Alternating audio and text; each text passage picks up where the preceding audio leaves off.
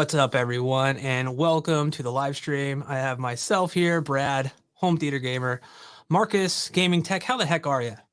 I'm very good. How are you? I'm doing good. We were just talking. We were running a little late, or I was running a little late, not Markus. He was here.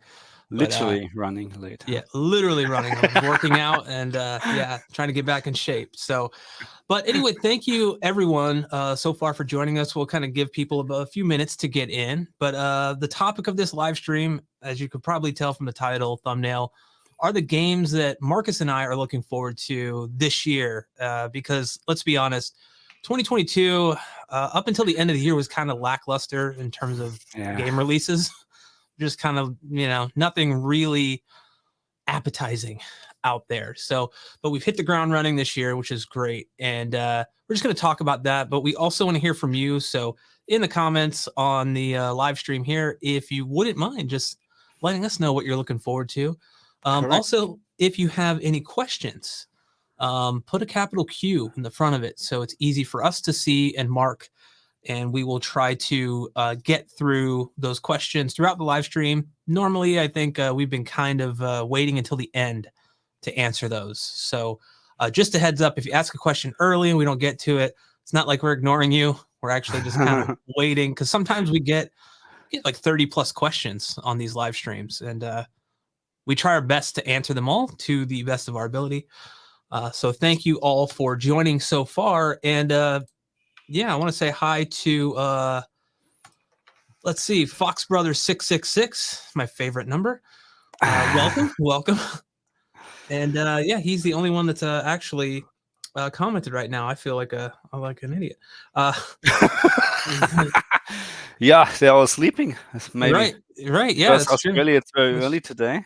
It's 9 a.m., Well, good morning to those that are watching from Australia. Good evening or good afternoon, depending on where you're watching. Good afternoon, good evening, and good night, as Jim Carrey says in the Truman Show. So we have DeWald Merritz. He actually says, hello, gents. Hope you're well. Just want to say content has been awesome lately, enjoying the HDR and PS5 settings. So thank you so much. We actually both, Markus and I, Markus has been doing it. That's would you say that's kind of your main bread and butter in terms of your channel content? HDR is my to go. That's what I like to do in the future mainly, but also performance videos. But HDR, I like to focus on HDR. I really enjoy HDR content. I mean, that's why. Yeah. I mean, I do as well. And I think that's why I kind of started. I think I was talking to Markus originally when we first kind of started talking about doing live streams. Like, I've kind of like been watching your videos, and I was like, I want to do some of that too. So I kind of took inspiration from him, and just because I love home theater, and man, we did a whole live stream called HDR Gaming is a Mess. So we could talk about it's hopefully getting better. Yeah, let's hope. That's actually my overall hope for 2023 is we get more games that have HDR implemented correctly.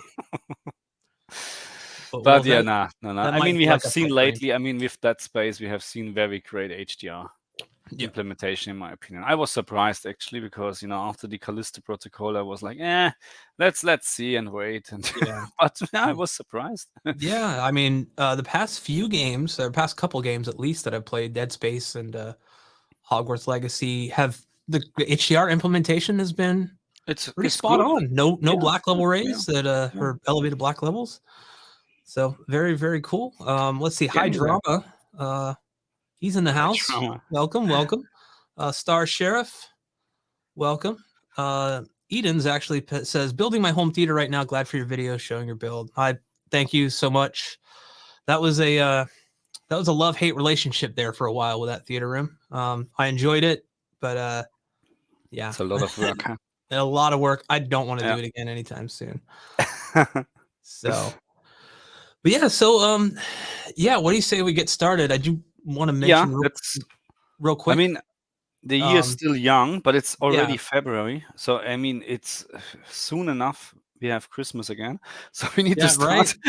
Right. No, but I'm really looking forward for a couple of great games. But to be honest, I can't name them all from my mind, because there are too many. But just one game I'm really looking forward is actually really Diablo 4. I just started Diablo 3 with my kids on the PlayStation 5, and it's just fun. It is really fun. I really enjoy it, and yeah, looking forward to Diablo 4 because it's some sort of a game I can enjoy after a long day work. You just turn on your PlayStation and start playing. You don't need to think about where you left off. You don't need to think about any strategy. To be honest, it's just just start playing, and those kinds of I like. So I can't play games like Elden Ring or whatever where I need to put hours in. It's just not working at the moment. Yeah. I love Diablo 3. It was my first Diablo game that I ever experienced. Oh, okay. And what I love is like you could just jump in and play for a little bit, or you could lose track of time pretty easily. Of course, yeah. And the but co-op, it's easy to get in here. Yeah, the co-op in that game was some of the it's just so much fun to jump online with friends and play that. Yeah, and I think we were actually, Marcus and I, a little spoiler here, don't know if it's going to happen. We were talking about maybe trying to do some co-op gaming live streams where we both game. My videos on my channel, his videos on his. So I don't know how we're going to work it. We're still kind of figuring out the logistics of it all. It's all your fault because you're living so far away. That's the problem. Yeah, that's it. Yeah, my wife and I should just move to Australia, is what you're saying, right? Easy, just for one live stream per week. Yeah, no worries. That's it. Yeah. No, but that's the main reason. It's really that the time difference is a killer. That's a problem. That's the problem. Yeah. Yeah. So for those who don't know, it's about what, 9 a.m. there right now. Yes. And it's 5:30 p.m. the day before here in Florida. So I'm in the future. Yeah. I'm just telling you. Yeah, I know. He got his DeLorean or police box or TARDIS, whatever you want to call. But I will mention real quick before we dive in, super chats are not required, but as Marcus always says, highly recommended. So again, if you want to show your support for us, throw a super chat our way. It's really, really awesome. Again, not required, but much appreciated. So thank you guys so much. Yeah, so I think, Marcus, you actually have a list you found. That's some pretty cool thumbnails. Okay, let me just do this here. Is this okay? Yeah, I think so. Yep. So I because there are so many games coming out, I think we're just copy and pasting something from IGN where we can see what games are actually coming out. And we just had Hogwarts Legacy, which in my opinion, you don't need to even a fan of the Harry Potter series. It's just a great game in my opinion. So it's really, I mean, on the PlayStation 5 I experienced a little bit of issues with graphic bugs and stuttering and stuff like that, but I hope they will fix this in upcoming patches. In terms of HDR, it's I wouldn't say it's something to show off your new screen, but it's a solid HDR implementation, let's say like this. And I'd rather have this than anything else with black level rays and crap like that. And when we're moving forward, so that's already February. I mean, we're going to have Wild Hearts and Atomic Heart coming, which, by the way, coming to Game Pass. Yeah. Looking forward to that. Yeah. Not for free, but for free, if you get what I'm saying. If you already pay for Game Pass, that is correct. Yeah. That's one of those.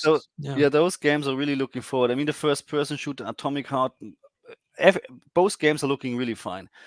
And you can see we have tons of games, but let's try to focus on the maybe AAA games. And I need to mention, of course, VR, the PSVR 2 is going to be released. Some people have got their PSVR 2 already, but I'm not quite sure if I'm going to buy it. It's just too expensive, and maybe I will not really use it. Yeah, but it sounds very, very interesting, actually. Yeah, VR and me don't mix, unfortunately. I get motion sickness really easily from that. I'll try it. My friend has pre-ordered it. He'll be getting it soon. So I'll probably go over to his house, at least try it out once to see if it's better in any way than maybe the motion sickness will. Yeah, I never tried VR. Never tried VR. That's why I'm a little bit hesitating. I don't want to spend $1,000. It's here on $1,000, including Horizon. Whoa!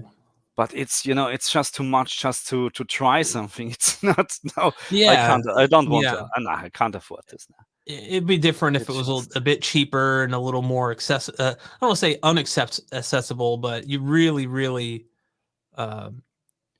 really have to like be into it. And again, it's something that I can't take like a coin toss to because of my previous experience with HDR, or I mean, sorry, HDR, VR headsets.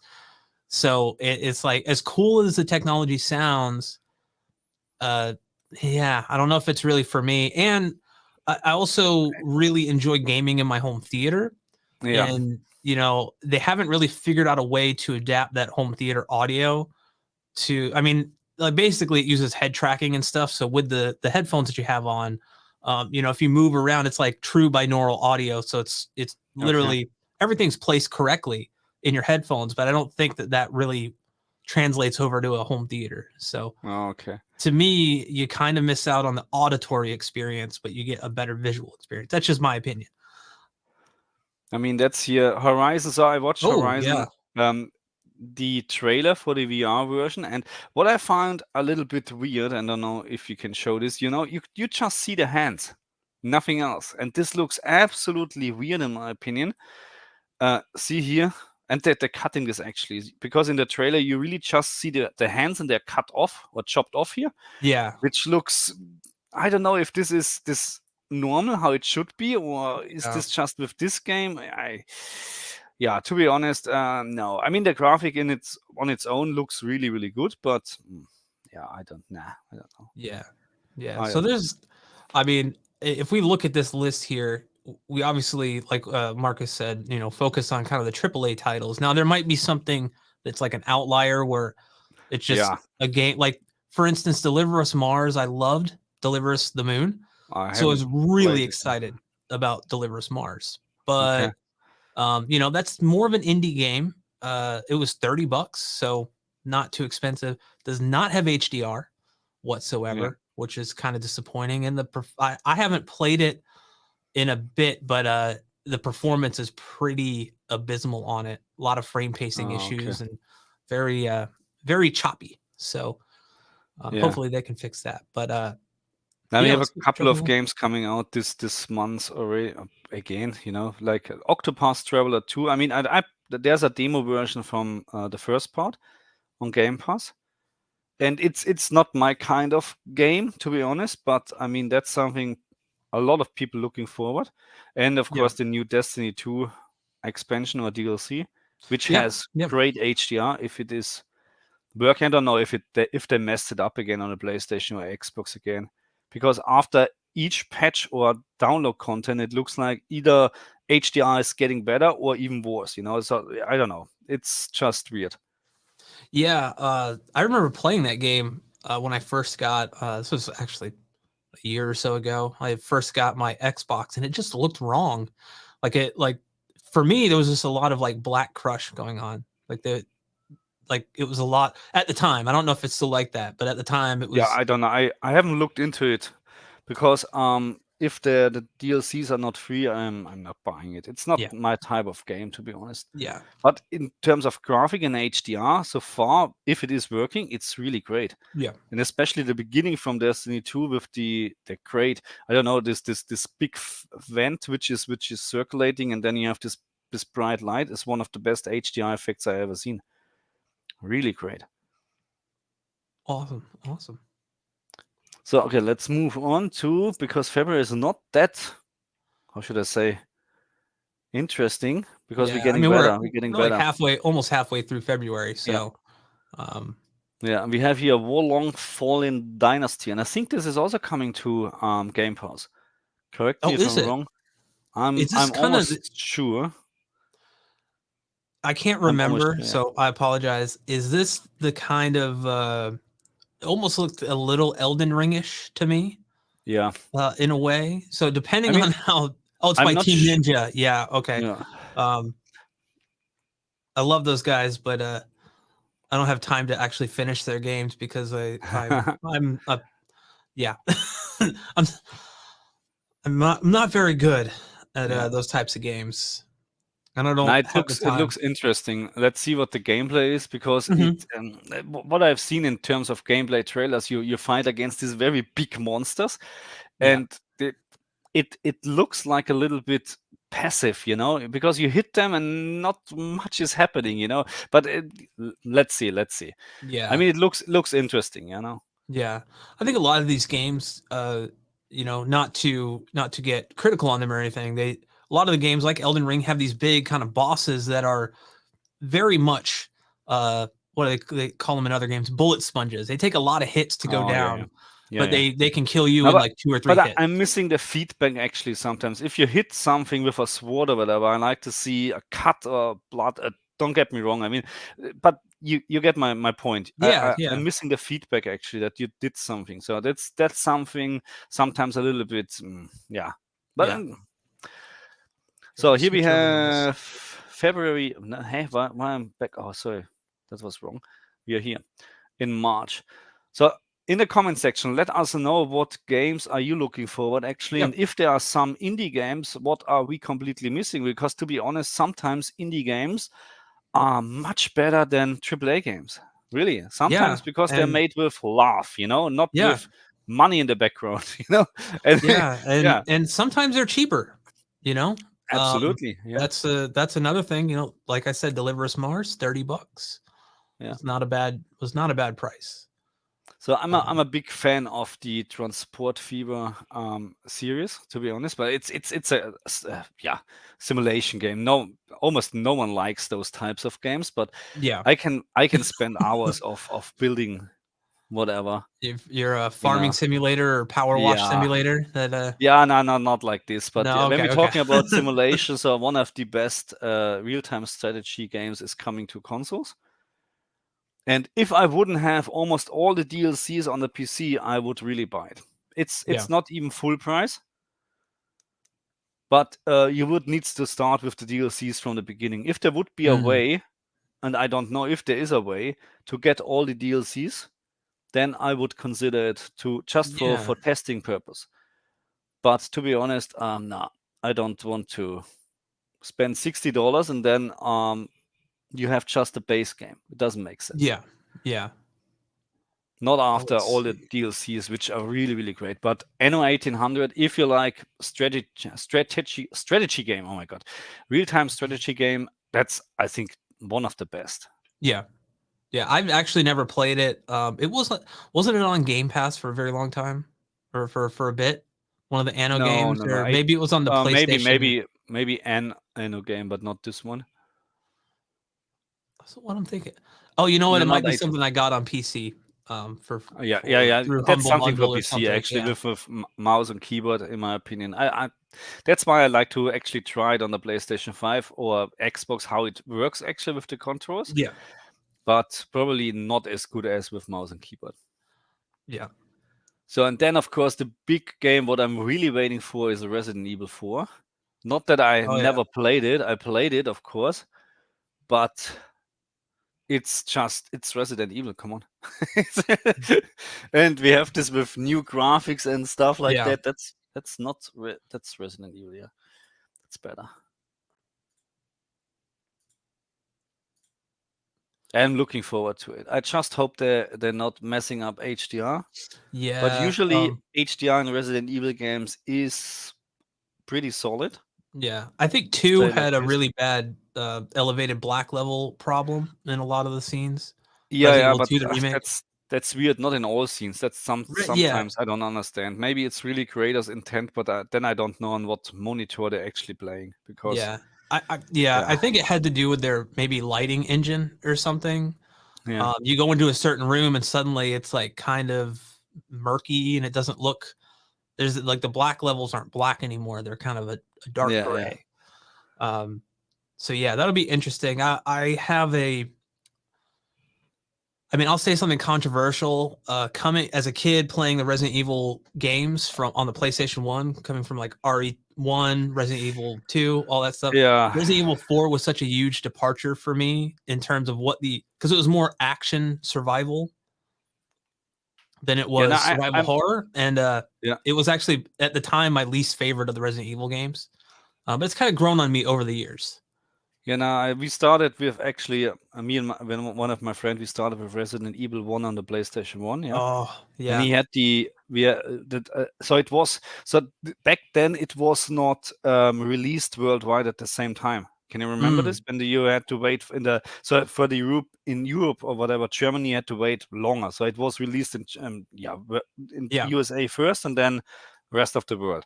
And we imported the US version, and you were able to play actually US games on the PAL PlayStation. So PAL means it's European, and so you just need to actually there was this match trick, the match where you can you open the PlayStation and you put because when you close the PlayStation, this was the signal, there was a switch that the disc should start, or the PlayStation should start for a disc.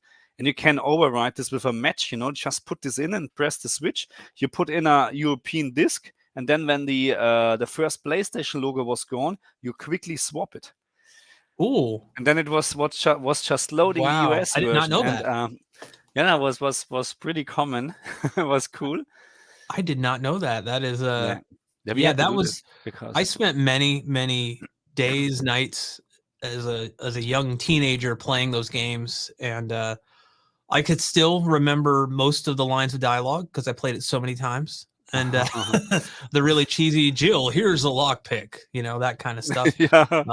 Actually, I made a short film when I was about 14 years old, 15, that was literally word for word, scene for scene, the opening to Resident Evil. And that will never see the light of day. So but it was a fun time. I don't want anybody to ever see that. So Fabian, hey Fabian, first of all, hello, welcome back. Hello. Long time no see.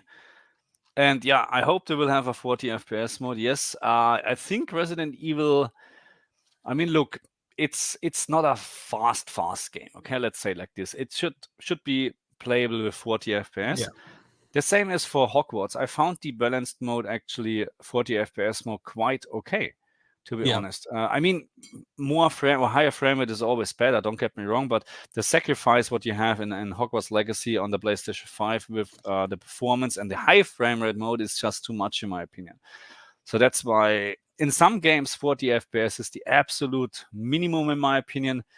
But 60 FPS and great resolution, or let's say like this 1440p 60 FPS would be, I think, would be okay. Yeah, for sure. I hope so. I hope so. I've been kind of going back and forth on that one with the performance and balance mode. And the balance mode, man, just looks the increase in draw distance and things that render off into the distance is why I keep switching back to it. But it's really, like you said, it's hard to argue with that 60 FPS, even though the 40 FPS definitely feels good, just kind of hard to go back and forth. Yeah. Okay, so what else do we have? There's so many games I never heard about this, and probably there's a lot. There are a couple of games which are absolutely worst to play, but I will probably never play it. So here, this one here, Scars Above. I pre-ordered this actually because it looks really interesting. So sorry, I can't actually increase it or make it bigger here. But this looks really cool. It's action crafting, whatever you call this game. Let's do the screenshots there bigger. Can we see here? And it's in a sci-fi fantasy world like that. Actually, and I never heard about this. I found it actually to pre-order in one of my local shop, and I said, I never heard about this. And it's also it's not really full price, the game. So with not full price, I mean, it's $59 here in Australia. Yeah, it's a little easier.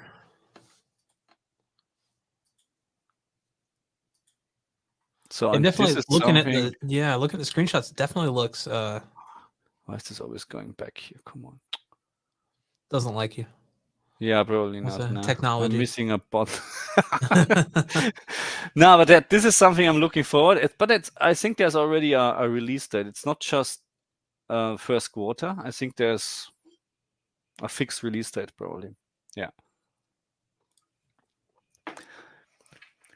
So what else do we have? Let's see. You marked a couple of questions. You wanna? Yeah. We'll dive into those. So, just while we're kind of looking here, W asks, buy the G277 now or wait for the G3? It's up to you. It's hard. It's hard. I mean, I have the G2 here in front of me, and it's a great TV, a 65-inch. It's a great TV, but you have this issue on all the. I'm not sure about the 77-inch version, but the pink tint, on the screen, which is sometimes noticeable. I have it on the left-hand side, just on the left-hand side, like in the like a stripe. So not visible right now with this background, but when you watch brighter content, it's not disturbing or whatever. It's okay. But that's something what is happening on the G2. We don't know what issues the G3 has, or will have. It's for sure brighter. That's for sure. So if it's better, I don't know. Yeah, I always like have the mindset of like, do you need a new display right now? Yeah. Can you wait? Do you want to spend the money on what the G2 costs right now? Because if you do wait and decide, oh, you know what, I don't need the latest and greatest, you can typically save a little money when they release the new models within a few months, right? Like you're never like I bought my my C1 when they released the C2 at a pretty substantial discount. And I wanted the C2, but I also didn't want to spend the almost $1,200 or $1,300 more that the C2 was. So, you kind of like, if it's something that you love and that, if you buy it now and you're just going to use it every day, then I think, it may be worth it. But, if you're always the type that kind of strives for like having the latest and greatest, then, wait for the G3. It's really just a difficult question to ask because there's no set answer, right? And it's also, you have to consider the G2 77-inch will be very cheap by the end of life, and you're not getting the same size for the same money, G3. Right. It will be very expensive at the beginning, as always, Yeah, especially the G3. I think the G2, I was looking at the 77-inch and it was like $5,000 or something like that. Or was it more than that? I can't remember. Yeah, I think it was around 5 because I think I was looking at the C2. But then the G2, I'm like, well, it's brighter. And at the time, it was like $500 or $5,500. I'm like, I can't afford that. So yeah, again, I'm looking at the G3 to buy this year. So the S95C sounds interesting, but I'm not going to buy Samsung. I'm done with Samsung. That's how it is. Yeah, they can make the best panel, whatever, but the software, the firmware updates are crap. No, I don't know. I'm not supporting this anymore, and I would just recommend to everybody, do not buy Samsung. That's my till they learn, till they do. Yeah. Because anyway, now. Fabian says HDR so bad on every game coming out. I put my brightness to 49 to fix some of the black level rays. Like we said, I think we talked about it just very briefly in the beginning. I don't have an issue with black level rays on the Hogwarts Legacy or Dead Space. Now Dead Space is spot on in my opinion. Hogwarts Legacy is because there's in the very beginning the tutorial where you play you in this very dark cave or whatever, and this is so easy to test if there is black level rays. So what I have to say, if you play in a high frame rate mode, then because of VRR, this can lead to black level rays, but that's nothing to do with HDR Right. So, but this is a problem from the displays, from all displays, LCD, OLED screens, that they can start to flicker. This can be quite annoying, to be honest. Yeah. But I mentioned, I think, in my video that there is very, very minor black level rays, very, very minor black level rays. And I found actually when you change this to 49, it's completely gone. So maybe it's already too much. So that's why I didn't bother actually to change anything, because you won't notice it. Yeah. So we're not talking about Callisto Protocol is a very bad or a very good example, actually. Yeah. Unfortunately, they ruined the complete HDR experience because of this, and they don't give a crap, actually. They're not going to fix it anyway. That's unfortunately. It is. So hopefully, hopefully going forward, like we said, HDR in games this year will get better than it has been. Let's see. Fabian also mentions, I wish PlayStation would get the Atmos license. You and I both, man. It does do DTSX, which is okay, but Yeah, I wish it would get the Dolby Atmos license. I wish like Sony in the beginning was very vocal about, we have this new spatial audio stuff, but there are no receivers or anything like that that will actually handle, or it's not even compatible with receivers. It's really, they're focusing on TV sound and headphones, which I guess the majority of people out there have, but for those of us that are into kind of the home theater stuff, we kind of get the short end of the stick with that. So that would be awesome. I will say that I do run everything, 7.1 through the PlayStation, and upmix it with, because I have the Atmos height channels and stuff, so I always upmix it, and it's great, but it's not anywhere near what it could be with native. So yeah, of course not. Yeah, we need to get Markus an Atmos Dolby Atmos home theater. We need to get you upgraded, buddy. I don't know. I'll fly no money.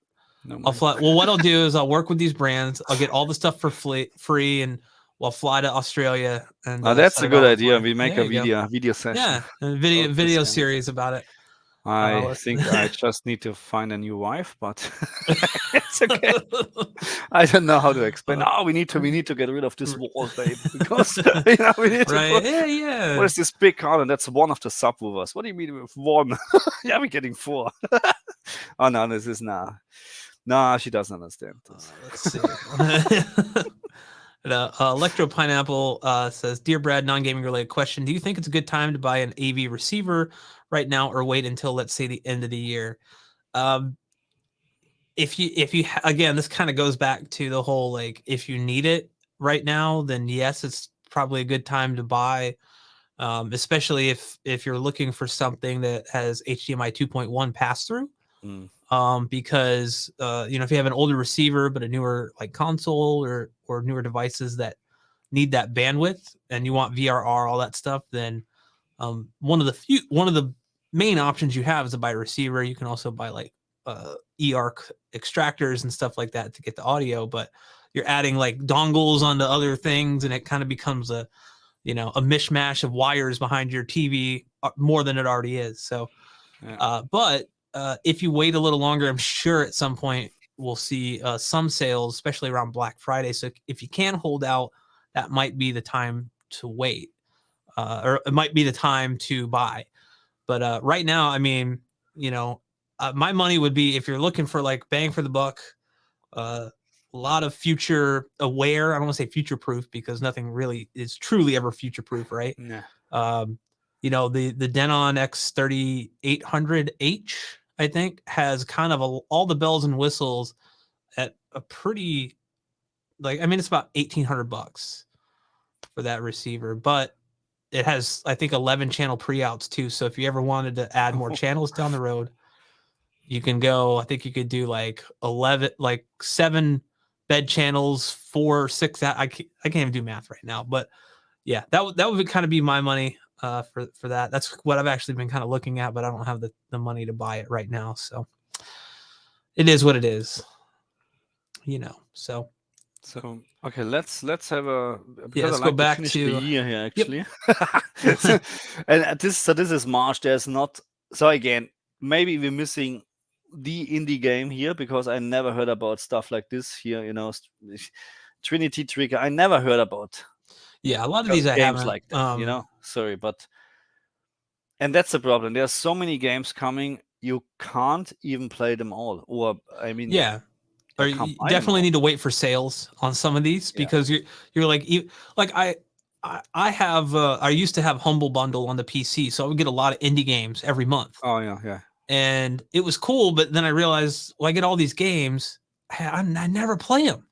Yeah, no, it's they just sit in my Steam library. The pile of shame. I mean, look, if you can see the just hang on, can I just look at the here, a couple of games in my shelf here in the back, and there are so many Nintendo Switch games, and I just tested them actually, and there are Nintendo Switch, so Nintendo games. So I'm not buying third-party games for Nintendo, because it doesn't make sense in my opinion. Yeah. To have a lower resolution, lower frame rate, but the Nintendo games are gameplay-wise are one of the best games, but I haven't played them at all. No Zelda game, and I'm going to buy the new Zelda. But anyway, let's move on, because we have Star Trek coming. So now we're in April already. Minecraft Legends. So this is also going to be on Game Pass. And of course, I'm looking into this. I'm not expecting HDR. Is there any HDR on Minecraft? There's no HDR. I don't think so. On what is it? Minecraft. Not like, why can't I think of it? That's the Minecraft, kind of like the RPG, Minecraft Dungeons. Okay. You can use Xbox's Auto HDR. Okay. That's the only HDR that I'm familiar with, but it actually does a really freaking good job with the HDR on that one. And it's also one of the it's like 120 FPS. So it's very smooth. It's very fun game to play. So, but what I'm looking forward actually in April is, so we have Star Wars Jedi Survivor. This looks really good, but actually that island. Oh yeah. I loved the first Dead Island just because of how like kind of campy and B-movie it was. Like it felt like kind of like one of those throwback horror films from the 70s or 80s. But this one looks, I mean, this has been, so my expectations for this one are very low. I will say that. I'm looking forward to it, but it's been delayed so many times. Didn't change developer hands at one point? Like it went from being, coming out, at this time on the old consoles to like now it's here. So I think, I mean, and I'm not even sure if we getting HDR here in this game. So how can I go back here without going back? You know what I mean? Because when I'm going back, then I'm back. Yeah. Anyway, doesn't matter. You could always like right click and open it in a new tab or something. Yeah. And that way you could just, but that's a good idea. Oh yeah, that's a good idea. Yeah. See, I learned something today. Right click. Hey, welcome. So Star Wars Jedi Survivor. I'm very sure we have HDR support in this game. Because all the Star Wars games so far had HDR. And not too bad actually. So, but I'm not sure what we can expect from this. There's not much in terms of screenshots. Yeah, I mean the first game I really enjoyed. It had, in my opinion, a great HDR presentation. I think I do remember that game initially, at least, having elevated black levels. But I think they fixed it. I can't remember, honestly. It's been a while since I played it. I don't know, to be honest. And again, we are probably missing maybe, I have no idea what straight lights is. I have literally no idea. There's so many. And I don't know why I can't actually make this bigger here, unfortunately. It doesn't work. Anyway, let's move on to May, because we're already in May now. See, it's getting less. So I'm just looking actually right now PlayStation, or it doesn't matter if we would use PlayStation or Xbox. Okay, Xbox has more because Game Pass maybe. But this is interesting. Look at this. Because I think all the not all the triple games. See, maybe maybe we did something wrong, because it reset to February as well. So when is Redfall coming out? Right. because it's not coming on PlayStation. Right. Okay, we need to do all platforms. The problem is you have all the Switch games, and they have we missed something like that, like Metroid Prime. Yeah. But it's just too many, you know what I mean? The problem is there's a lot. You can't play them anyway. But you know what? Let's when was Redfall? I'm not sure. I think we were getting into it. Because we were at what? We went through April. We're on May. Because Redfall is just on the Xbox, I think. And this is something I'm really looking forward in terms of co-op gameplay. Oh, here, May. But it's just coming to Xbox and PC. Also Game Pass. Oh, yes, it's on Game Pass, I think, Redfall. Yeah, you can actually preload it right now. Well, you can preload the 300 megabyte whatever. Yeah, the preload. And then you download 80 gigs later. But anyway, just so you can see it. I can hold the space. Like I think I have that right now with Atomic Heart. I was like, oh, okay. No, but this is something I'm really looking forward to. And maybe we can play a little bit, but bloody time difference. And Age of Wonders, that's also a strategy game, which I really do like. But again, I'm not going to buy it. Not going to, because it's just time consuming. And I hardly play right now. So actually, for Hogwarts Legacy, I watched so many gameplay videos, and all what I played was for testing the videos. It's just you do some testing, and then you do the video, and then 2 days later, okay, next project. Yeah. I think you still have the Xbox platform selected here, so we're not actually seeing everything. Yeah, okay. Because I know that what's it called? Let's do the everything. new Zelda is coming out that month as well. Yeah, here in May. Yep. Yeah. That's, of course, I'm looking forward to do the HDR analysis to this game. What? No, the Legend? Yeah. Legend of Zelda? There is not a joke. Yeah, another. Yeah, no. I'm looking. Yeah. Actually, no. That's to get HDR. Yeah, I think maybe the next revision, but Nintendo kind of does their own thing, and they don't really. They don't need to have follow a new the market Nintendo trends. Switch. They're selling like crazy. Yeah. What's the point of having a new? That they're doing exactly the right thing. Yeah. I'll use the HLG hack on the LG if I'm going to play a Switch game that I feel like would benefit from that. But I'm really looking forward to Redfall, mainly because it's on both Xbox and PC Game Pass. So it does look to be a fun co-op game. I was excited a little bit for a little while for the Suicide Squad Kill the Justice League until they kind of came out with the whole live service trend scheme. I don't know if they backpedaled on that and said we're not doing it anymore. But basically, they're going to offer a lot of microtransactions and all that stuff. So I mean, look, pay to win. I know. Yeah. I'm not a fan of this now. So I'd rather pay once $80, $90, and that's it. Yeah. And then I'm the same way. But yeah, again, I got this pulled up on my phone too, so we can both kind of go through it. I'm not just trying to see the small screen here on my it's a little bit. I don't know. Can I actually just give me a second? I can make this bigger. Let's make it this. Maybe it's better. There we go. Yeah, so they're coming out. Yeah, okay. Let's move on to June because. So how many Switch games actually coming? Yeah, it's unbelievable. While you're doing that, I'm gonna actually highlight a question here. It says LG hack. So Plasma TV for Gaming, which is another YouTube channel, actually kind of I don't want to say he discovered it, but he kind of made both Markus and myself aware of it, which is basically where you go into a secret LG menu and you switch the tone mapping to HLG HDR, and that kind of brightens everything up, kind of gives it a fake HDR look. It's not true HDR. Don't mistake it for it. But it can add some impact to a lot of games that don't support HDR for whatever reason. And so I think, Markus, you made a video on it a while ago, but basically it's just a secret menu.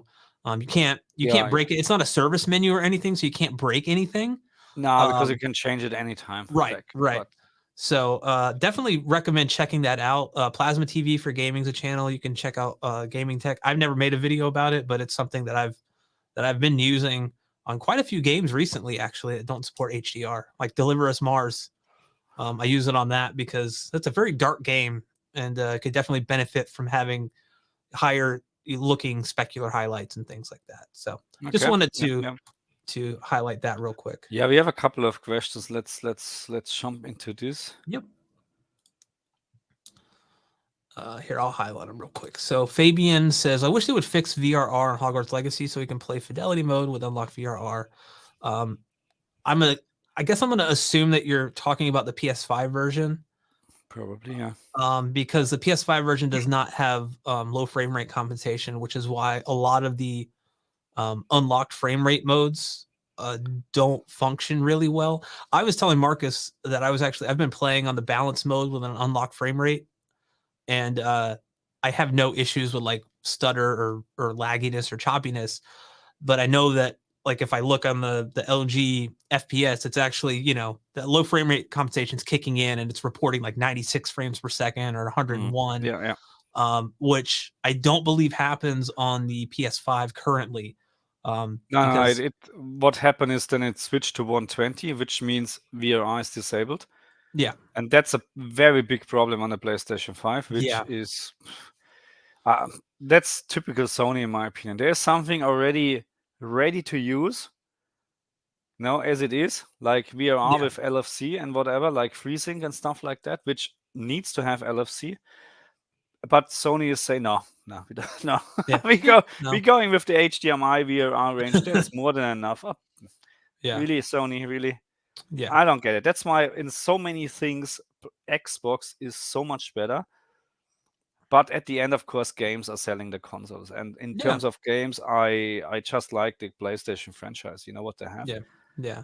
But in terms of hardware, Xbox is clear better, in my opinion. I love having, I've always been one of those people that just loves having all of them, just so I have my options. I don't have a bias or preference towards any single one. Each one does certain things better than the other one. That's correct. Yeah, correct. In terms of controller, PlayStation 5 clearly my favorite. Yeah, absolutely. But when it comes to, and we talked the other day around, because I moved a couple of games from on the PlayStation to my external hard drive, and we talked about this. That is so crap. Now I have to wait 1 hour and 20 to transfer. And I can't do anything. Yeah. On you the have Xbox, to look at a if bar. you do exactly the same, you can play a game in the meantime because it's running in the background. What is going on, Sony? Are you not able to do a proper system? Whatever. Yeah, there's a lot of quality of life features that that they are much better. They could add. Yeah, just like the whole like transfer thing. If you want to transfer files from the internal hard drive to an external drive just for storage, you literally have to sit there and wait for that bar to finish, right? That progress bar to finish. Whereas like on the Xbox, you could go and do other things, do whatever you want. Just set everything up. You're good. Yeah, I'm with you there. Let's see. Music Jewel says, okay, seriously, 30 FPS is a joke in the year 2023. I 100% agree. That might be, I know there are some people that are like fine with the 30 FPS. I'm not one of those people. No, they're lying. They're I don't get it. I think 40 should be the new minimum. It's the absolute minimum. 40, yeah. But 60 for me is still preferable. Yeah. But I could take, 60 or 40 with VRR support. So you just kind of unlock it. And that's kind of like what Hogwarts Legacy does is it just it removes that cap. So it lets the console run put out as many frames as it can. Right. And as we kind of get into the future, I think I would love to see more games that implement that properly. Like we talked about on the PlayStation, it's not currently implemented in the best way. That's why. Yeah. What should I say? Yeah.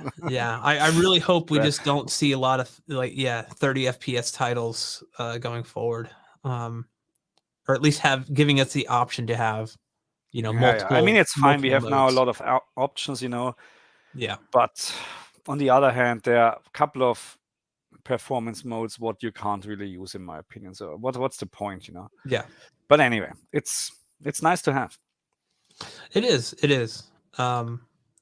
Let's see here. We'll try to get through a few more questions here. Hey guys, are you making a video on Hogwarts Legacy HDR on PC?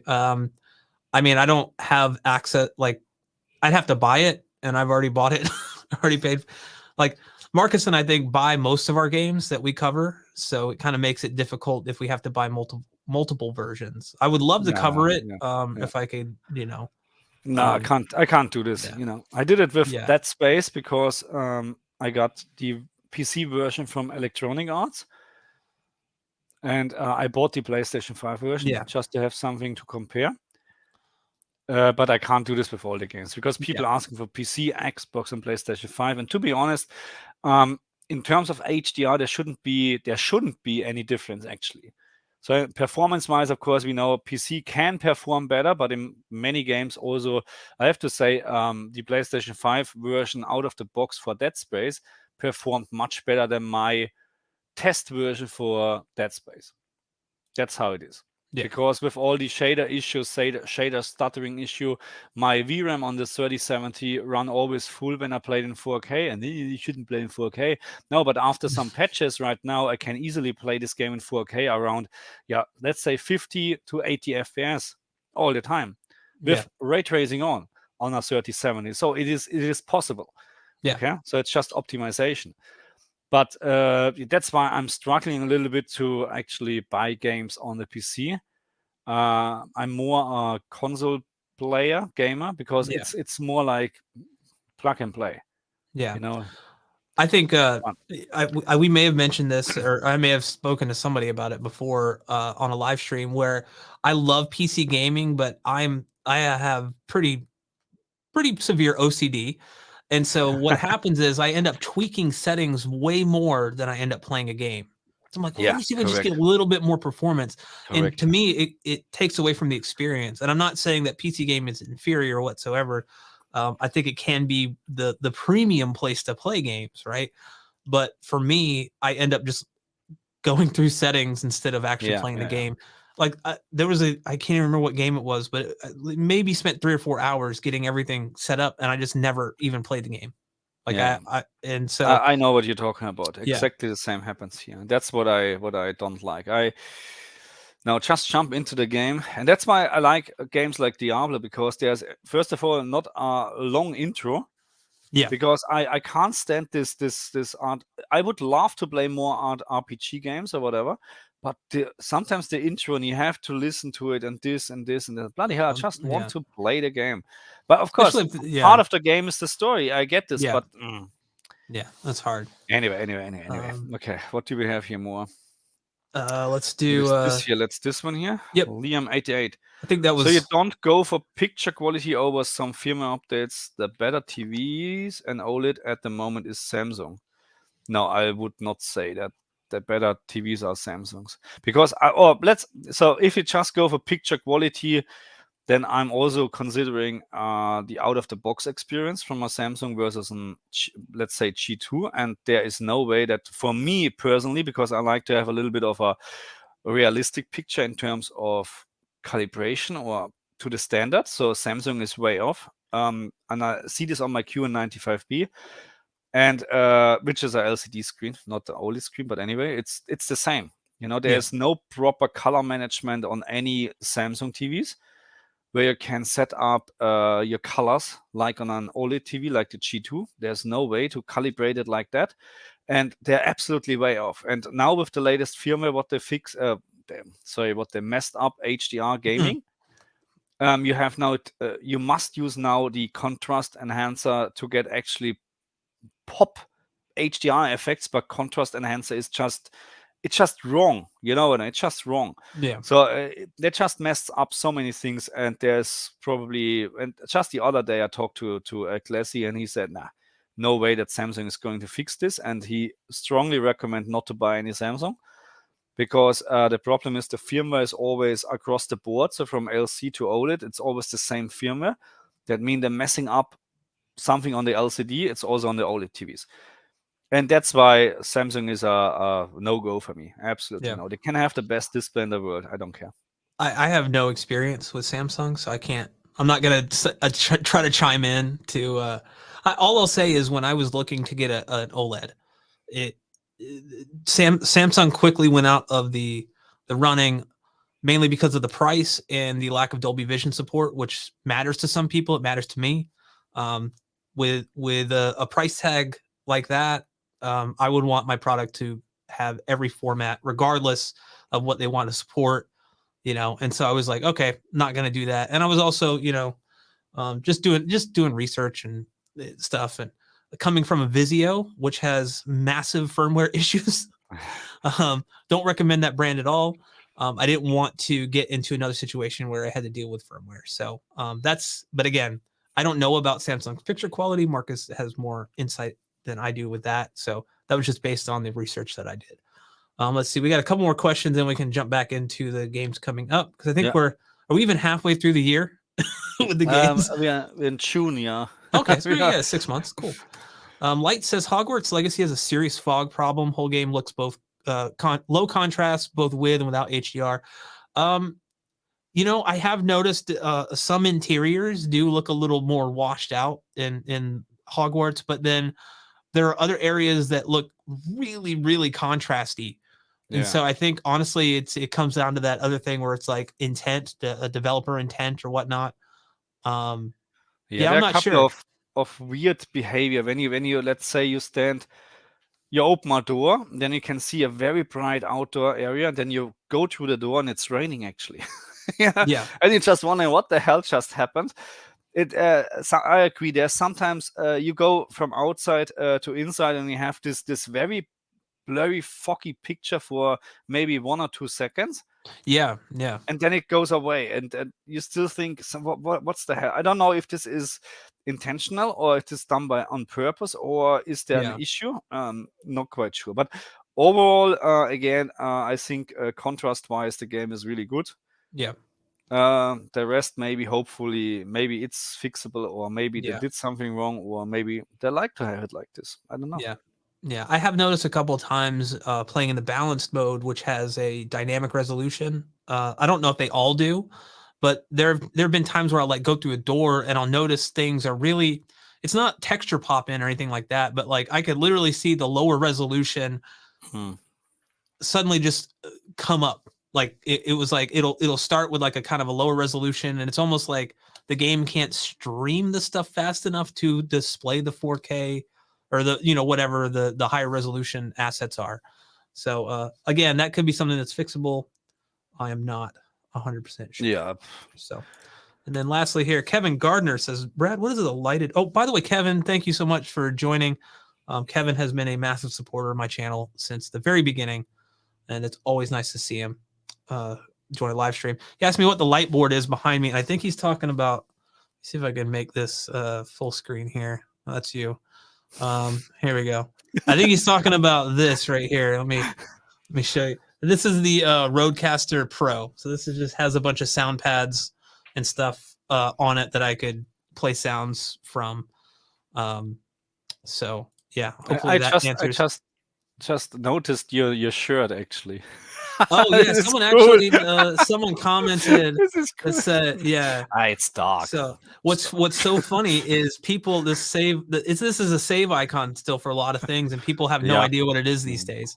And it's like I still have some of these from when I was in high school. Oh my god, you're that old. Yeah, I'm ancient, man. I know. I used to buy them and then run to a friend of mine, and then we copied. I mean, we shared Amiga games. I actually still have some of the big floppies from 5.25 or whatever, something like that. Yeah, from my Commodore 64 era. Or no, was it I don't remember. Yeah, the Commodore C64 had floppy disk and data set. The cassette. Yeah, I remember I had one. I put it in, and it would play the Happy Days theme, and that's all it did. That's all it did. I don't know even what the disc was or what the floppy disk was for, but can you remember how to start a game on the C64? Huh? Load 8.1 star. Was it this? Well, yeah, you're speaking Greek now. Oh my goodness! That went away. You have no idea. All the guys or people we're talking to, they literally don't know what you're talking about right now. Yeah, they're like, who are these old guys? What do you mean you have to wait in half an hour before the game was ready? Loading times, yes. What are those? Yes, yes. Bloody hell, the loading times. Then you die in a stupid game, and you have to please rewind to.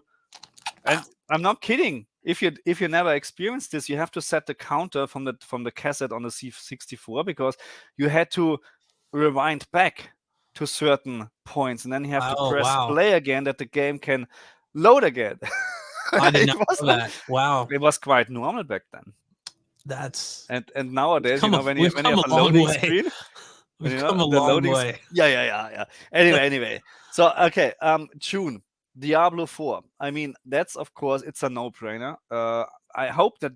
I mean, look, they did this great. Yeah. We all saw this presentation from Diablo Immortal. You know, where the people, this is a mobile game. Are you serious?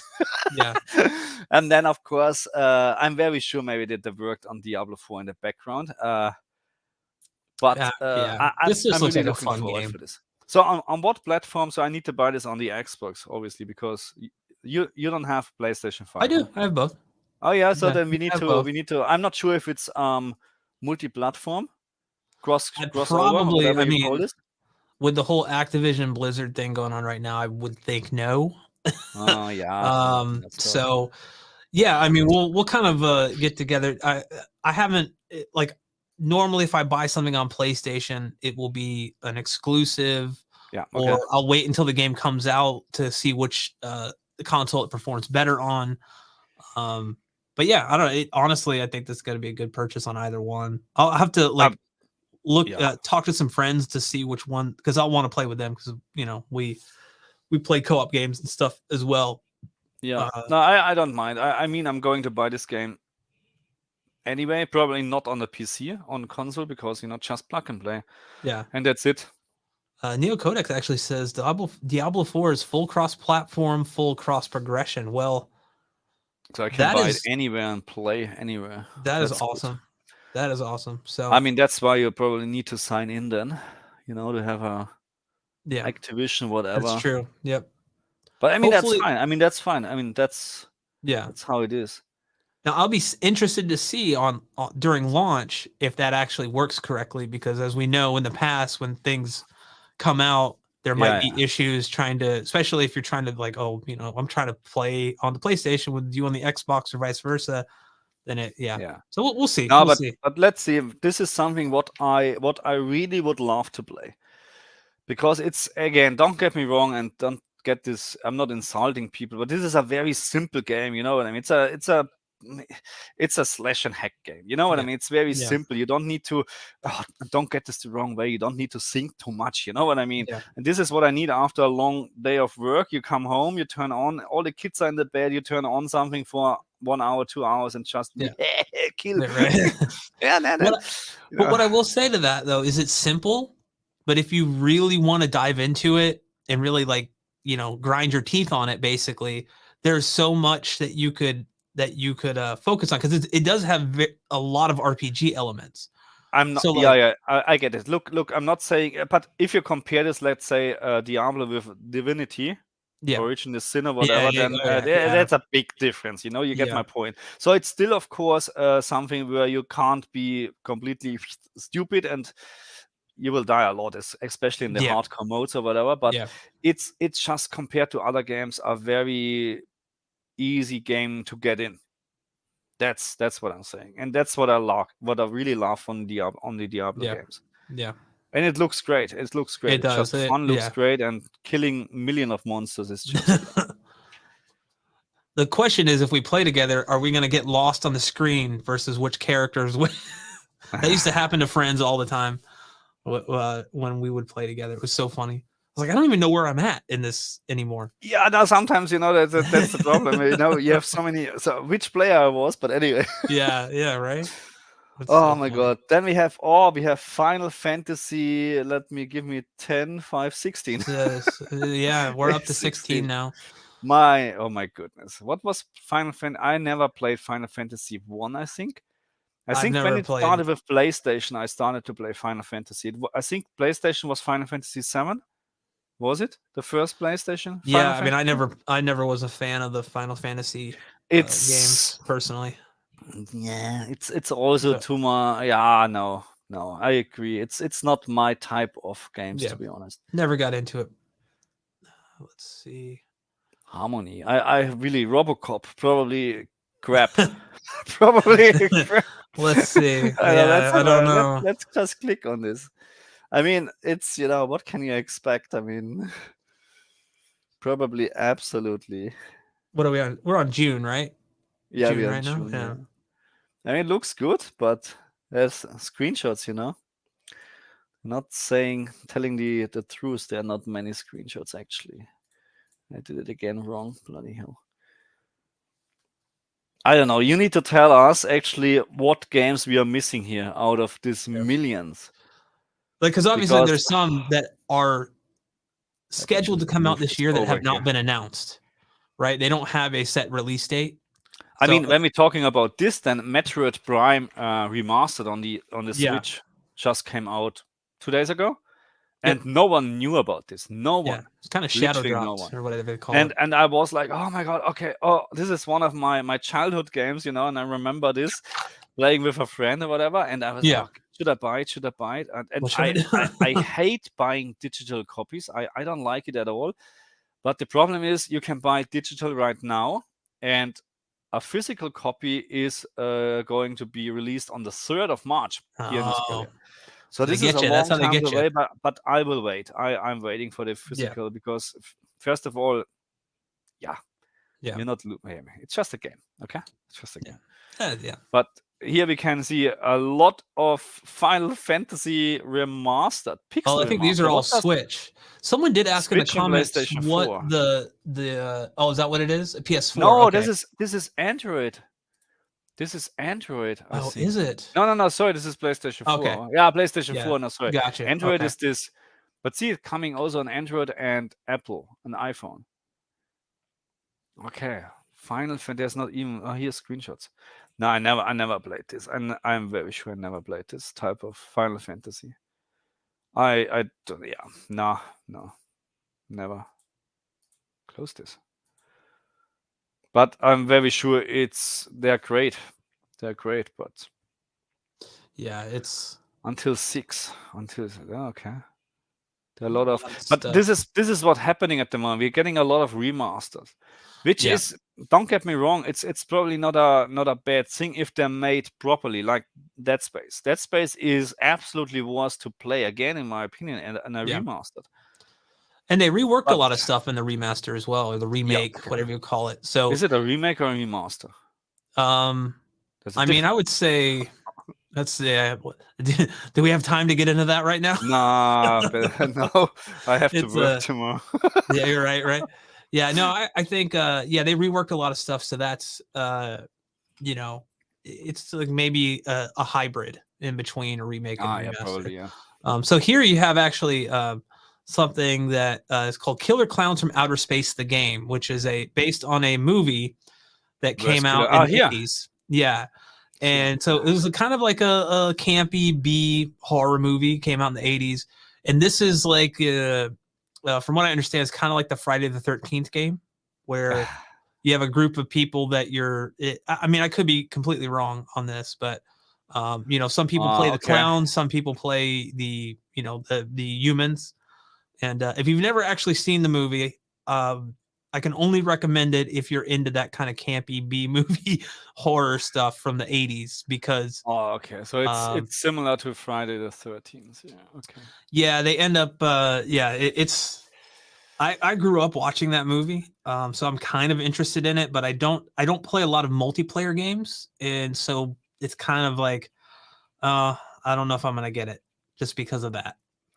Okay, no, probably not now. If it's maybe on Game Pass. I don't know. Eventually, who knows? PlayStation Plus collection or something. Oh, don't get me started on this. Maybe I'm getting rid of my PlayStation Plus Ultimate or whatever you call this. Oh, it's I don't know. I'm not using it to be honest. To be honest, there's not much. That's again, nah. I think that's something for next live stream. Xbox versus PlayStation. What is better? And there are so many things. You really want to do one of those? Yeah, of course. We're getting a lot of fanboys. All the fanboys coming in. Okay, so what else do we have? Again, and put in the comment section what we are missing, because see, R-Types Tactics. I don't even know what this is, but R-Types. That's a good name, but is it worse? What is it? Never heard about this. And it's not even here. Looks pretty. I don't know. Tactics. It's still a side shooter or scroller, whatever you call this here. No, it's a tactic games actually. Really, look. Oh, that's interesting. We have someone actually says Stalker 2. I'm really excited for that. I think that's one of those games that does not have a release date as of right now. It's coming sometime this year, hopefully. Is it just on Xbox, PC, Stalker? Let me see. Was there something? I'm actually. I don't even know. You're on IGN. I'm on GameSpot. I just realized that. I was like, I'm on the wrong one. Yeah, I'm on the wrong one as well, because I don't like IGN. Sorry. Sorry. I don't. Nah. Yeah.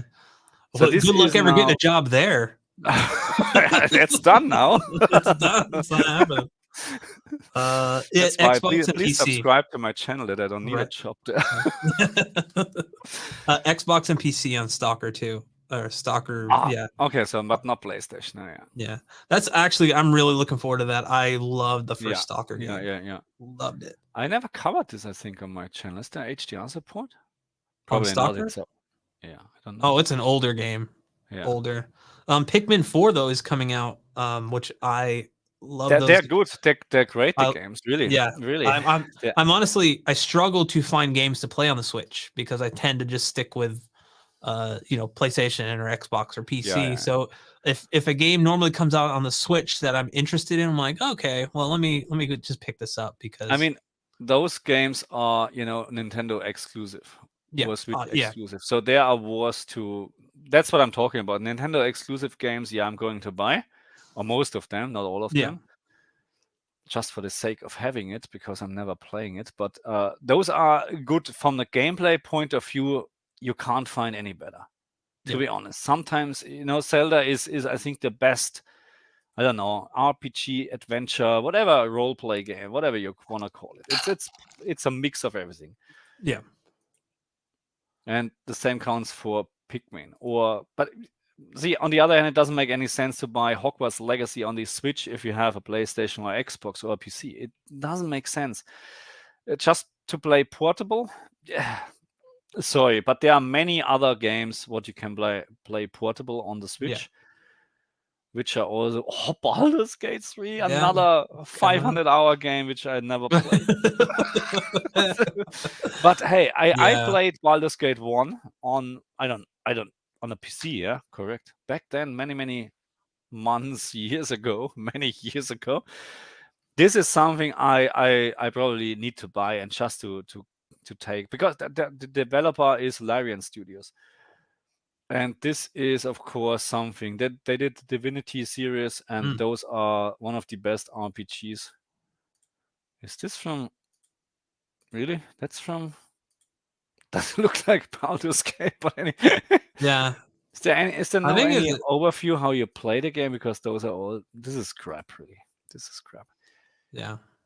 But this is one of the games I would love to play if I have more time. But I haven't finished Divinity 1. I never started the second part. So what's the point to have another game? Yeah. Sea of Stars. What is Sea of Stars? It's not even coming to the next gen consoles. Oh, okay. I have to admit I like this graphic style. I do like it. But I know in those types of games you have to read a lot, and I don't like it. You like the art style, but the actual reading aspect of it. You like it? No. I mean, no. It's something that I just don't ever really. I don't play, that way. So, like, I don't play those types of games typically, unless I'm on like a long road trip or something. But then again, if I'm on a long road trip, I'm driving, and gaming and driving don't mix together. So depends. You own a Tesla? No? Well, no, I don't. I do not. So we are already in September 23, and this sounds like a long way to go, but believe me, it's just like that. Yep. So we have Everspace 2, also not on the next gen consoles, which is fine. But I enjoyed the first part actually a little bit. The 5 minutes I played. Yeah, as we get to the later months of the year, currently games are still being, scheduled to come out. So but Spider-Man 2, I mean, that's I'm not a big fan of the game, to be very honest, but in terms of performance or technique, graphic, HDR implementations, I'm a big fan. Yeah. But gameplay-wise, it's not my type. Yeah, I loved Spider-Man. I loved Miles Morales. So I'll be definitely picking this one up. I have always enjoyed that kind of gameplay.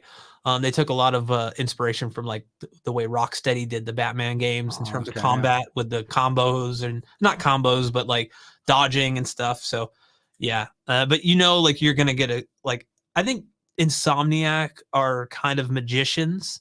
They can squeeze out of the PlayStation, and then just how freaking good it looks. Look, just the Spider-Man remastered, what they did on the and then with compare this with the PC version. You really need to have a very high-end PC to have actually a significant difference. In my opinion. So it's not worse actually, because I mean, we know if you own a 4090, you can play everything in 4K, but is it worth it? Yeah. And how can you actually compare this always with a PlayStation 5, which just cost a fraction of this money? Yeah, you know what I mean? pretty much. So You could buy how 3 or 4 can you PlayStations. compare this? It's not a fair comparison. Not fair in terms of performance, not fair in what you pay for it. So I can make any game look better on the PC than on a PlayStation, full stop. But I pay you pay for that. You ridiculous do amount of money. When a video card is literally triple or quadruple the price of a console, just a video card alone, you should be able to make that look way better than on a console. So. And again, the differences between PlayStation 5 and a PC version is not that much, in my opinion, to be very honest. Yeah. And if you have to zoom in, like in a side-by-side comparison to show you actually the 400-500% enhanced picture, whatever. Or here the shadow is less less more aliasing on the console version than the shadows and on the and you pay $5,000 for this. Okay, go for it. But that's what I'm saying. Insomniac, you're absolutely right. Ratchet and Clank and Spider-Man. I mean, those are they're fantastic looking games. Just the other day, I put Ratchet and Clank in because my little one wants to play, and I was like, bloody hell, this game looks so fantastic. Yeah. That's wow. Yeah, it definitely looks. It doesn't look. I mean, it's relatively not old, but like it came out 2021. Was it 2022? I can't remember. Yeah, it wasn't a launch game, right? It wasn't. No, it was not. But it definitely looks. I still one of the best looking games on the PlayStation 5 in terms of HDR resolution. And you play this game in the performance RT mode in around let's say 70, 80, 90 FPS on a PlayStation 5 in 1440p resolution, I think. Fantastic. Which is more than enough what you should expect from a console, I think. Yeah, but their upscaler that upscales it to 4K does such a darn good job that it looks almost like 4K in many instances. Just as we wrap up, kind of get near the end of the year here and into the live stream, just say if you have a question now, put a Q in the front of it so we can see it and star it. I know we're kind of coming to the end of the December, and I have a whole list of games that aren't announced, and I don't know if that has or not aren't announced, but don't have technically a scheduled release date. So I'll go through those on my phone, but. Yeah. And we have now October, which is quite simple. Yep. No results found. So. Okay, I'm not sure if this is correct because there will be many games released, but probably no one knows about them. Yeah. Oh, the day before, have you read about? I don't know. I mean, it looks so promising, but nah, probably not. I am so. I mean, I've been on the fence of the day before since it was released. Are you thinking it will be released? No. Ever? No, not at all. Not at that point. Because I don't even know if the gameplay we've seen so far, this is just total conspiracy, total rumor. This is just my feeling. I don't know if it's actually accurate to what the game is. It seems like there's just this big mishmash of different games like wrapped into one, and they created this kind of area for you for them to make a demo in, right? Yeah. But it feels kind of like The Division, but also kind of like The Last of Us, but also like Days Gone. And then a couple of other games. I've seen in the short clips or whatever, it looks really interesting and great, but that's all. Yeah. Okay. I'm really interested because there's so much controversy around it right now, and so many people are making videos about just the kind of stuff like, the reason they delayed it was very suspicious, and they're like, we didn't know about this. And, I don't know. I don't know. Maybe it's a big scam. Maybe I'm wrong. I don't know. I hope not, but we'll see. So December, that's it then. December, and then I don't know. There is nothing at the moment. Duke's up. Final Fantasy Rebirth, a remake again. Okay. Just for PlayStation 5. Okay, interesting. Again, I'm not a big fan of Final Fantasy in general, but I'm not maybe What is Dark and Darker? Action RPG. Look, there's so many games, and I wonder if they just put this all of these looks. games in here that don't really That's like a have release dates. Morrowind stuff. Oh Clone or yeah. whatever. Okay, I like this. I played Morrowind on the Xbox 360. I played. Oh, I Morrowind. can't remember. Morrowind. That's what you're. Morrowind. Yeah. I was like, what? Morrowind? What am I talking? Morrowind. Sorry. Yeah. No. I thought it was. But it was something I'd never heard of, and I was like, "Oh, Oblivion." Yeah, it's a very unknown game. Yeah. Just with a special accent you can play. This is special accent. Heroes of Dark Ages, MOBA. No, I don't think so. Little Nemo and the Garden of Slumberland. Okay, this is something what you will not see on my channel probably, because there's not even a screenshot. While you're going through that, this person, I'm not going to try to butcher your name, but it says, I don't believe anything from a marketing department except long form gameplay with the UI visible. That is very smart. Like, they're talking about the day before here. Yeah. Makes sense. Yeah, makes absolutely sense. Yeah. No, but you're right. KTO, bye. Take care. Thanks for joining us. Thanks for hanging out. Appreciate it. And Kevin, thanks for hanging out as well. And wish you all the best. So yeah, I think these are all the games that are, obviously it says TBA 2023, so to be announced. There's a lot of stuff that hasn't been scheduled for release this year, but see, I used to be a big fan of the Age of Empire, but I maybe I tried Age of Empire 4 because it's on Game Pass on the PC, but I don't know. It's maybe because it's already the fourth installment. It's getting. What's the difference anymore? You have a little bit more of this and that, but at the end, okay, Alan Wake 2. So I'm a massive Remedy fan. Even though some people don't like some of their games, that's fine. I mean, everyone's allowed to have their own opinion. I loved Quantum Break. Even they're wrong. Just because you have an opinion doesn't mean it's right. Doesn't mean you're right. Loved Quantum Break. Loved Control for some reason. I really also Control was the first game that I ever played on my PC with ray tracing, and it was just like everything. I was like, wow, this is amazing. But yeah, I mean, Alan Wake was kind of the original, and Max Payne, obviously.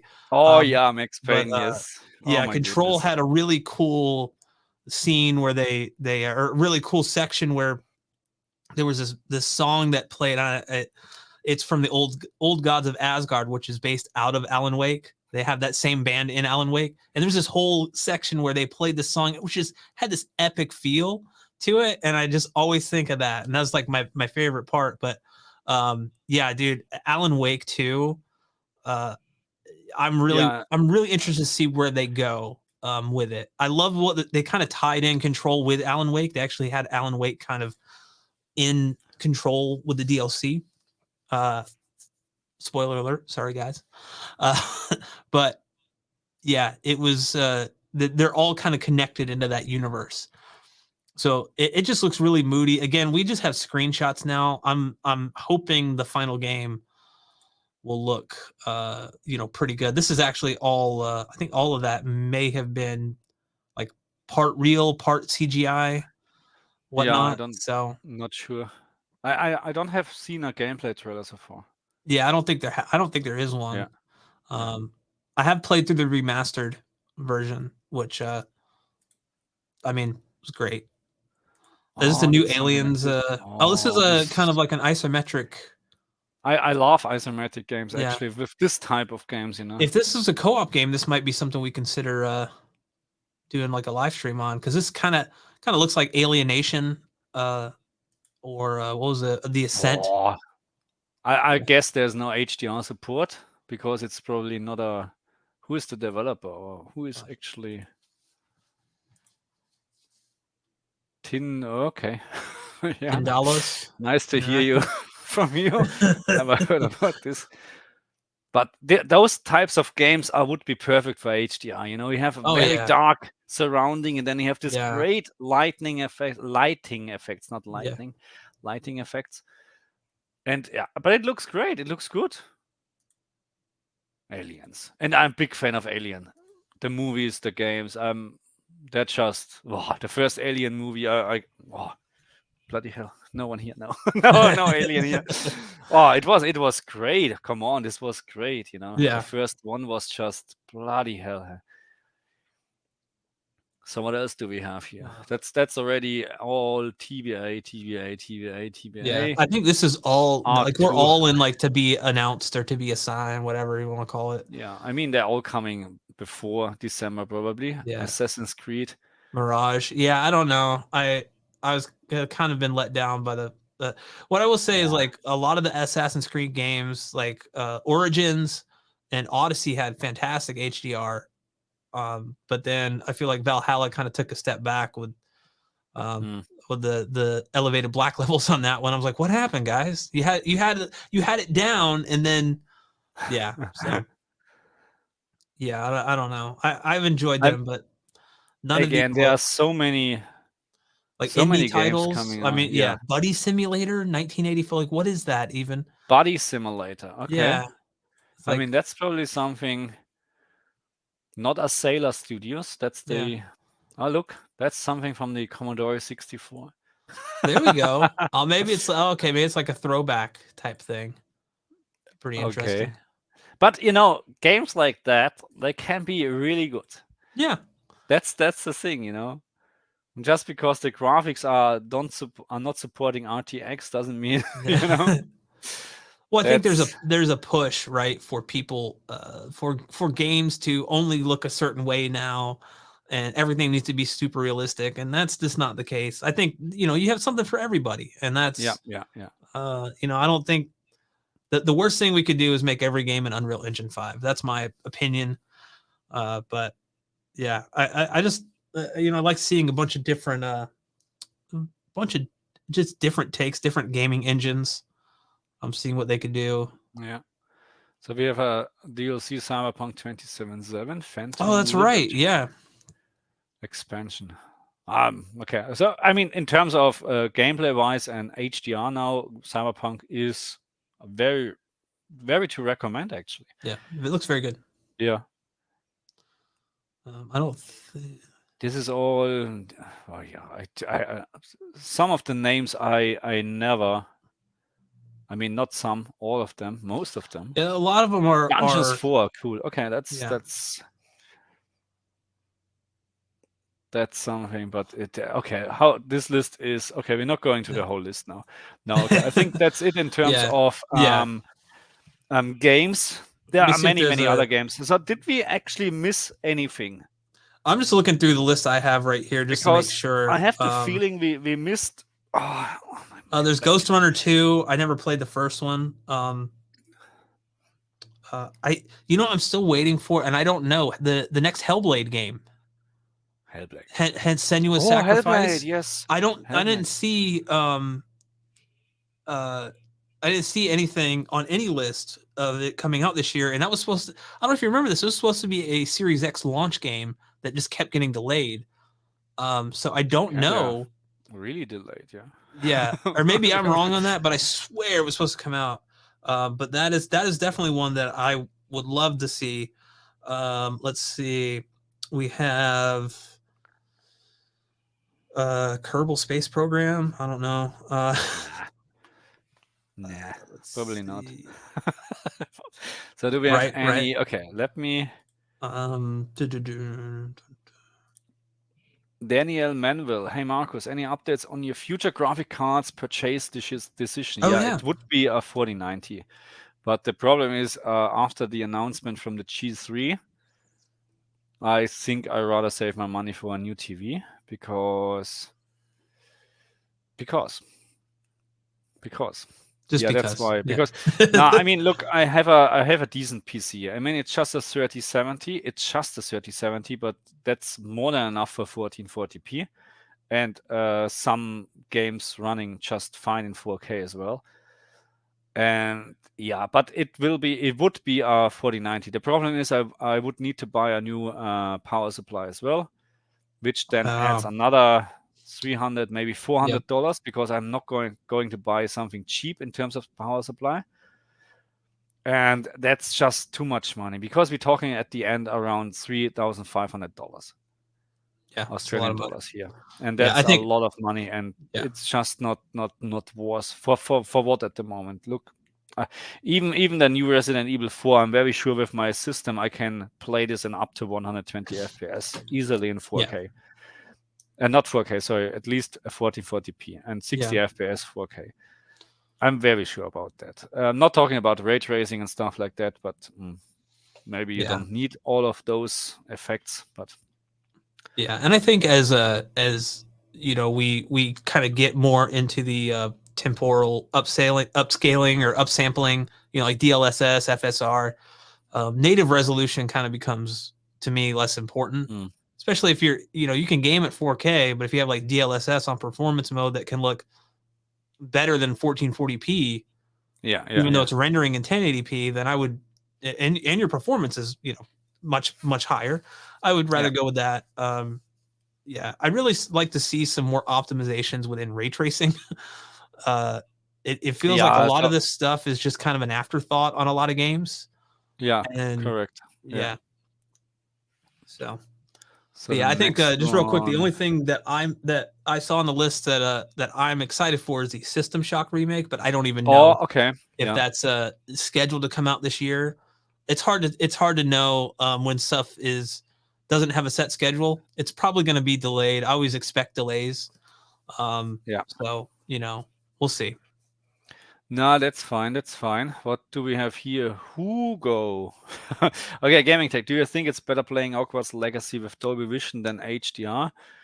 No, it's probably not. So there is, so the fact that this game does not support native Dolby Vision makes it so Dolby Vision will use the HDR10 metadata. Okay, so and then it depends on your TV, how your TV is displaying Dolby Vision. And if there is a difference and you like it better, then go for it. But there is, in terms of HDR information, there is no difference. Okay, so it's really just about. So what I found actually is that when I compare Dolby Vision out of the box settings on my G2 with the CX looks better, because on the G2 the EOTF is not correct. So it's actually over brightened some. Gotcha. So it doesn't look quite right. So the CX makes a better Dolby Vision. That's why many times before I had the G2, actually, I made a lot of recommendation. Use Dolby Vision, because it looks sometimes with higher peak brightness in games. Dolby Vision can compensate this better. You have less. Now I'm looking for a word. You have less clipping, that's the word, compared to HDHE. Because in a nutshell, Dolby Vision and HDHE is more or less the same when we're not talking about native Dolby Vision games. Okay, native Dolby Vision is a complete different story, but we have exactly one, you know, Halo. That's it. So not worth to talk about that, but no, it's just right. You know, just right. If you prefer it more or better, then go for it, but don't expect a big difference. That's aren't some settings in Dolby Vision locked out as well? When you, like, for instance, if you're one that likes to turn on HDR tone mapping, you can't do that when you're in Dolby Vision mode. That's not possible. No, Dolby Vision is like a fixed HDHE mode, but it's not. No, it will hard clip the same as with HDHE, but it would have the possibility to have native support, which means each frame can have different information. When we're talking about native Dolby Vision support in terms of brightness and stuff like that, and that's so. Let's say like this: you have HDR game which is very dark. Okay, let's say like this. And so now you play the game and you find it too dark. You would switch to dynamic tone mapping on, because it's then better.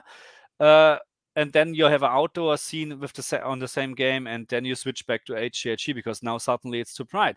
So Dolby Vision natively is able to compensate this, because then the developers see, oh, this is a very dark scene, let's just brighten it up. And as soon we going outdoor, we take it back to the normal level. So this is the big advantage from having native HDR support. And HDR10 Plus would be the same, but there is not a single game out there, I think. Yeah. Not a single game. Correct. Anyway, let's move on here. Quisi7, do you that's for you, maybe more. Oh, sure. So do I prefer to play games using my home theater system or headphones? 100% home theater. The only time I play with headphones is when I'm in here gaming on PC. I will move the PC occasionally over to the theater room, but there's like, I'm not bashing anyone who likes gaming on headphones. There's a time and a place for headphone gaming. If you're doing it competitively in a noisy environment, it can give you like an edge. You can hear footsteps, all that stuff. I don't play competitively, so it's not really a big deal for me.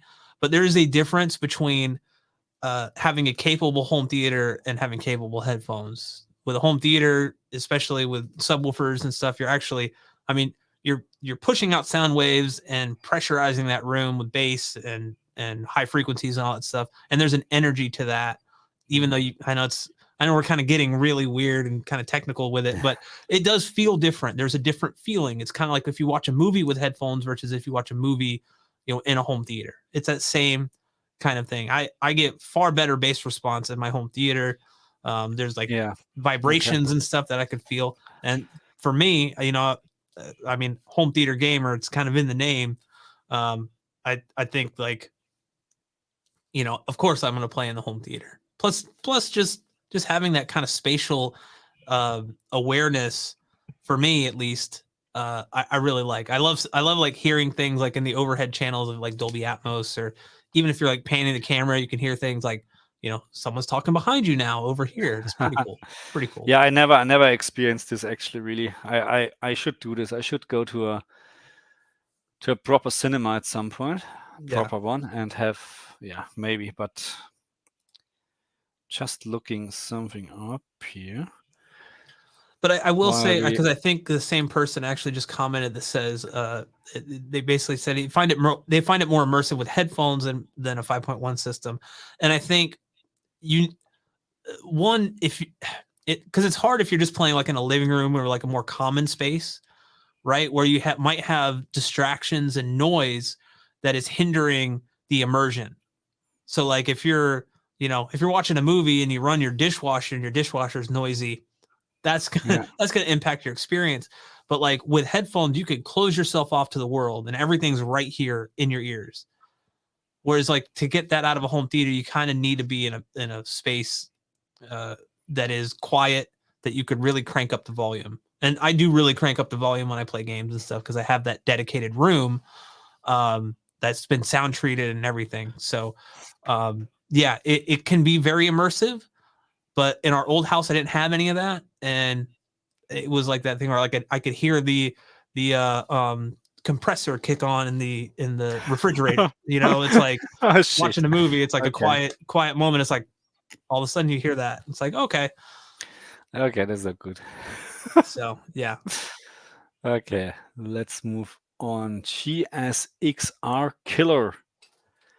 GamingTech, do you ever plan to review, give your opinion on HDR PC monitors? Yes, if you going to send me one, I would love to. Look, seriously, there are many great monitors or screens out there, but no, if I would get some samples, yes, of course, but I can't buy them. You know what I mean? And that's the thing. But there's a reason why I'm using OLED TVs from LG and not monitors, because they're still not on the same level in terms of picture quality. And so HDR is very HDR now. So even the Alienware monitor is not on the same level in terms of HDR. Then that's how it is. That's why a lot of monitors are still rocking that HDR 400, which is not high enough in my opinion for the proper HDR experience. No, not even close now. So what do we have here? I'm thinking of a C2 42-inch. Do you think it's worth it? I don't know. Do you think? It's always so hard to answer those Yeah. questions. It's a great TV. It's a great. If you're looking for a 42-inch with HDR capabilities, then I think that's the TV to go, or the screen to go. But I don't know what you know what I mean. I've been considering it. For me, it wouldn't worth it. I would never buy a 42-inch. I don't know why, because I can put my screen on the wall, 65-inch, and I'm sitting in front of them. So I don't, need this. But 42 sounds more like you put it on a table or whatever.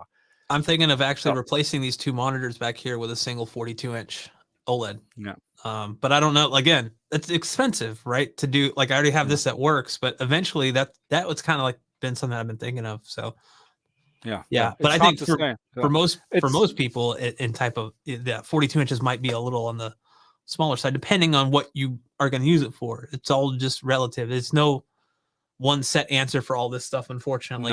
No. But if you have an overall general monitor screen for movies, gaming, whatever, there's actually not much better in terms of 42-inch. No, you can't get any better. So let's move here. A couple more questions. Digital.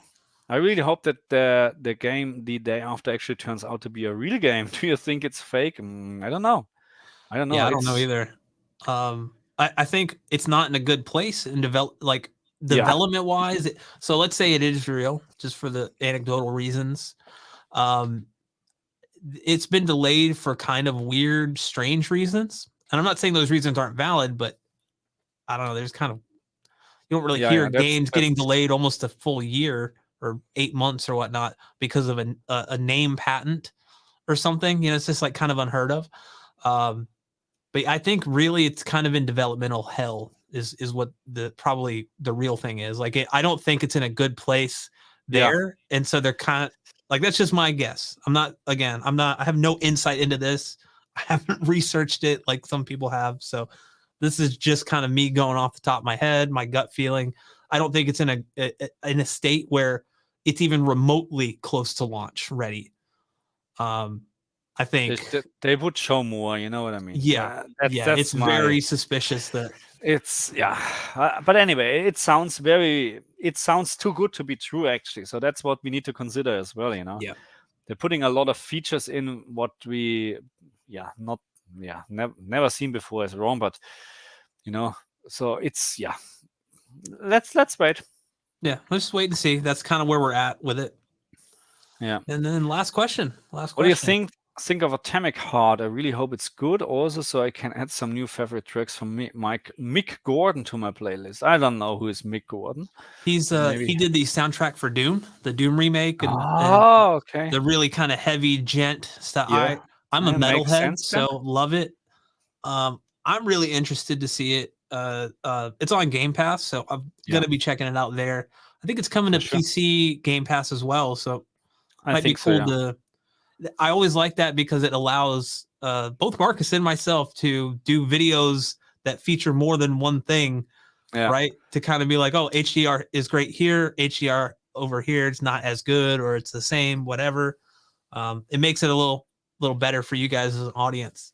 But I'm excited. I don't know. When the game comes out on Game Pass, I'm normally like, hey, let's do it. Let's check it out. I don't have anything to lose, so why not? Yeah, that's right.